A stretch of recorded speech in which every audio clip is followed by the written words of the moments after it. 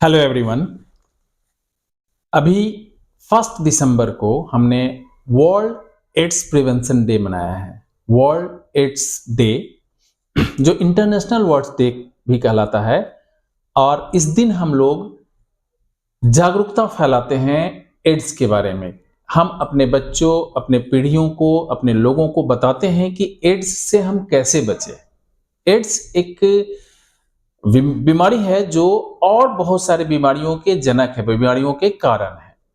इस एड्स के बारे में कहा जाता है कि एक ही इलाज है अभी तक, और वो है जागरूकता। इसके अलावा और दूसरा कोई इलाज नहीं है। इसके बारे में आज हम लोग बात करेंगे। एड्स, जिसको जैसे हमने यहां लिखा है HIV। HIV एक वायरस है, मतलब human immunodeficiency virus. Human immunodeficiency virus, इसी वायरस के द्वारा जो बीमारियां फैलती हैं, ये बेसिकली कोई बीमारी नहीं है। ये जो वायरस है वो हमारे इम्यून सिस्टम को मार देता है। हमारे शरीर में, हम सब के शरीर में व्हाइट ब्लड सेल्स है। ब्लड सेल्स 3 प्रकार के हैं: red blood cells, white blood cells and platelets. तो ये जो व्हाइट ब्लड सेल्स हैं वो हमारे शरीर के रक्षक है, सैनिक, प्रहरी।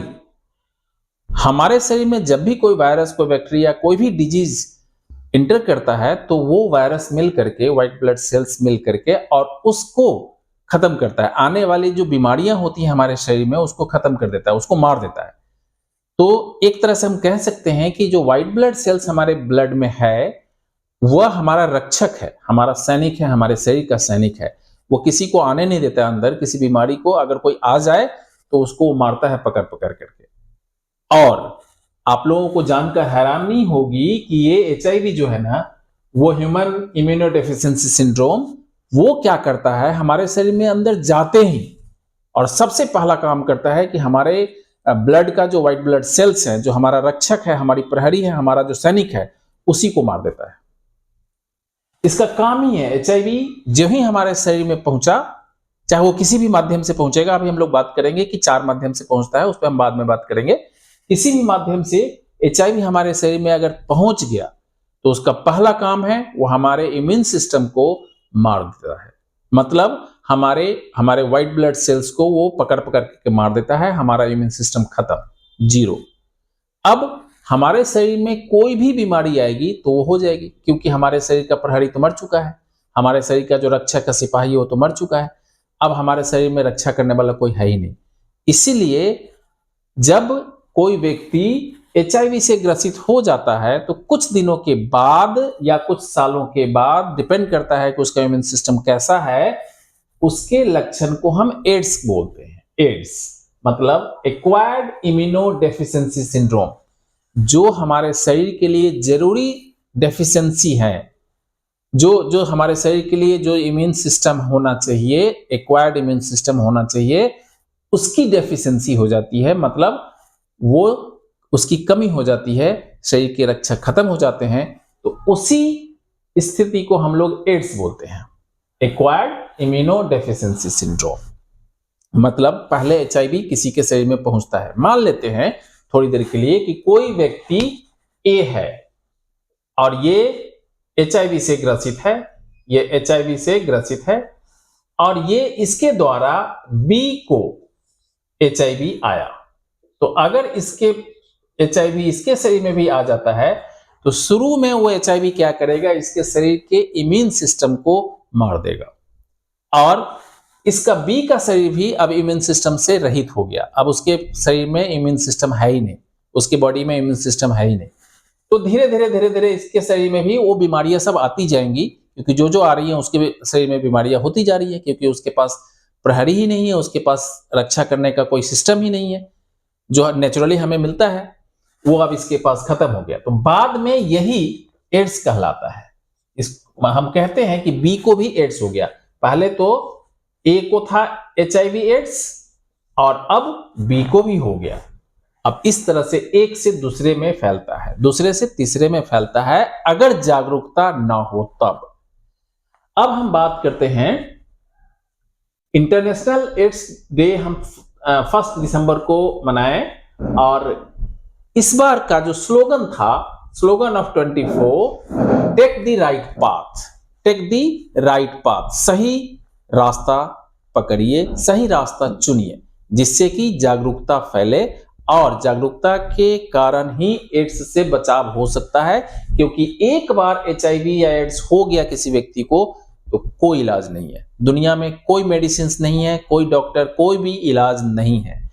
तो आपको इसी एड्स के साथ ही मरना है, ये कंफर्म है।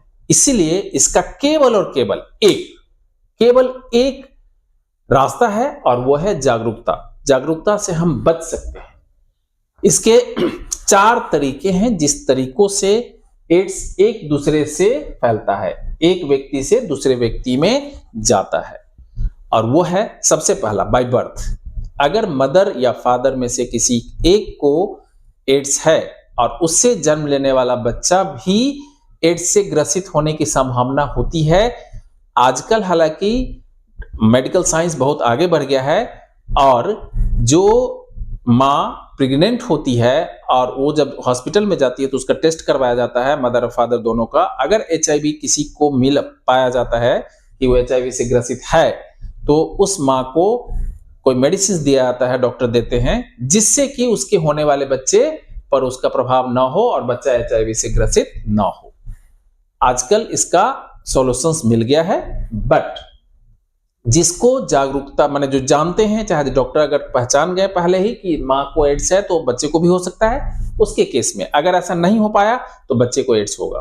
क्योंकि माँ के ब्लड से ही बच्चे का फॉर्मेशन होता है, बच्चा बनता है, तो बच्चे को भी एड्स हो जाएगा अगर माँ ग्रसित है तो। पहला। दूसरा है कि इन्फेक्टेड रेजर या ब्लेड, जब हम जाते हैं शेविंग करवाने, बाल कटवाने या किसी भी तरह से हम जब बाल कटवाते हैं तो रेजर से बाल को हटाया जाता है। तो अगर वो रेजर या वो ब्लेड किसी भी इन्फेक्टेड पर्सन को लगा तो वही ब्लेड, सेम ब्लेड या रेजर किसी अच्छे माने स्वस्थ व्यक्ति को अगर लग गया तो उस व्यक्ति को भी एड्स होने की संभावना होती है, हो जाता है, क्योंकि दोनों का ब्लड मिल गया। तो इस तरह से ब्लड में जब ट्रांसफ्यूजन होता है तब एड्स हो जाता है, एचआईवी हो जाता है। उस संक्रमण, एचआईवी का संक्रमण इस तरह से हो सकता है, रेजर के द्वारा या ब्लेड के द्वारा, जो इन्फेक्टेड हो। इसलिए ध्यान रखिए, जब भी आप, मैं खास करके बॉयज की बात कर रहा हूं, जब भी आप किसी नाई के दुकान में जाएं अपना बाल कटवाने, चाहे शेविंग करवाने, तो ध्यान रखें कि ब्लेड बदला हुआ होना चाहिए, रेजर बदला हुआ होना चाहिए। आजकल सभी के पास केवल ब्लेड वाला है और ब्लेड बदल देने पे वो सुरक्षित रहता है, सेफ रहता है। तो आप ध्यान दें कि आपके बाल में रेजर लगाने से पहले उसने ब्लेड को बदला है या नहीं, बदलवाइए जरूर। नेक्स्ट है, अभी तक हमने 2 पॉइंट्स बताए। पहला बाय बर्थ, माँ को अगर है, पिताजी को है तो बच्चे को भी होने की संभावना होती है। दूसरा कि अगर इन्फेक्टेड रेजर या ब्लेड से किसी को भी, अगर स्वस्थ व्यक्ति को भी अगर उसी ब्लेड से बाल छिले जाते हैं और उसको भी कट गया तो इसमें संभावनाएं रहती हैं ये एड्स होने का। नेक्स्ट है इन्फेक्टेड नीडल, सिरिंज। जब हम इंजेक्शंस देते हैं तो आप जानते हैं ना, नीडल हम लोग अपने शरीर में चुभो जाता है, तो उस इन्फेक्टेड नीडल से भी ये एड्स हो जाता है। अगर एक व्यक्ति को एड्स है, एचआईवी है और उसको इंजेक्ट किया गया कोई भी मेडिसिन और सेम नीडल अगर बी व्यक्ति को, बी को अगर जो नहीं है, एकदम स्वस्थ है, उसको कोई एचआईवी नहीं है, उसको भी सेम नीडल से दे दिया गया या इंजेक्ट कर दिया गया उसके शरीर में, तो एड्स या एचआईवी हो जाएगा। ये तीसरा कारण, तीसरा उपाय, माने तीसरा उसके कारण है। अब चौथा है अनप्रोटेक्टेड सेक्सुअल कॉन्टैक्ट्स। अगर कोई बिना प्रोटेक्शंस के एक एचआईवी ग्रसित व्यक्ति के साथ सेक्सुअल संबंध बनाता है तो उस जो बी है, जो बिल्कुल स्वस्थ है, उसको भी एचआईवी होने की संभावना रहेगी, हो जाता है एचआईवी। तो इस तरीके से एक व्यक्ति से दूसरे व्यक्ति को एड्स ट्रांसफर होता है, एचआईवी ट्रांसफर होता है। अगर किसी इन्फेक्टेड पर्सन के साथ अनसेफ, किसी भी बिना प्रोटेक्शंस के अनसेफ सेक्सुअल कॉन्टैक्ट किया जाता है, तब ये संभावनाएं रहती है। तो ये 4 तरीके हैं, इसके अलावा और कोई तरीका नहीं है। साथ खाने, साथ रहने, साथ एक रूम में रहने या साथ घूमने फिरने, इन सब में से किसी भी तरीके से एड्स नहीं होता। केवल और केवल ये 4 तरीके हैं और इन्हीं तरीकों से एड्स होता है। जागरूकता आप लोगों को ये होनी चाहिए कि इस तरह के कोई भी चीज ना हो आपके साथ। बाय बर्थ जन्म हो चुका है आपका, इसलिए अब उसकी चिंता नहीं है। ब्लड जब ट्रांसफ्यूजन होता है तो उस समय डॉक्टर देखते हैं कि किसी को ब्लड दिया जाए तो ब्लड सेफ है या नहीं। तो उसके द्वारा भी हो सकता है कि अगर इन्फेक्टेड ब्लड किसी स्वस्थ व्यक्ति को चढ़ा दिया जाए, खून चढ़ा दिया जाए, तो उसमें भी होने की संभावना होती है, लेकिन उस समय डॉक्टर उसको पूरी देखभाल करके ही चढ़ाते हैं। इन्फेक्टेड रेजर या ब्लेड या इन्फेक्टेड निडल या अनसेफ सेक्सुअल कॉन्टैक्ट्स, ये जो 4 तरीके हैं, इन सब से में जागरूकता होनी चाहिए। आप जब भी इस चीज को देखें तो ध्यान रखें कि इस तरह से कोई भी चीज आपके शरीर में इन्फेक्टेड ब्लड के द्वारा या इन्फेक्टेड ब्लड न जाए या किसी भी तरह से आपका ब्लड HIV के कॉन्टेक्ट्स में ना आए। अगर ये जागरूकता आप रखते हैं तो आप बच सकते हैं HIV एड्स से और अपने अनमोल जीवन को बचा सकते हैं। जानते हैं मैंने ये सबसे पहले 1 दिसंबर 1988 को फर्स्ट इंटरनेशनल एड्स डे मनाया गया था। 98 से लेकर के अभी तक अराउंड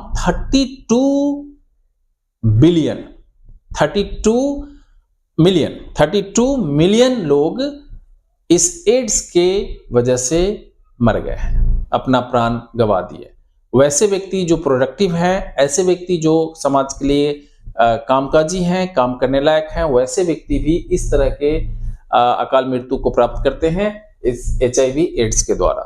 इसलिए आप सब इससे जागरूक बनिए और इसके बारे में जानिए, इससे बचिए, यही मेरा अपील है। Thank you very much.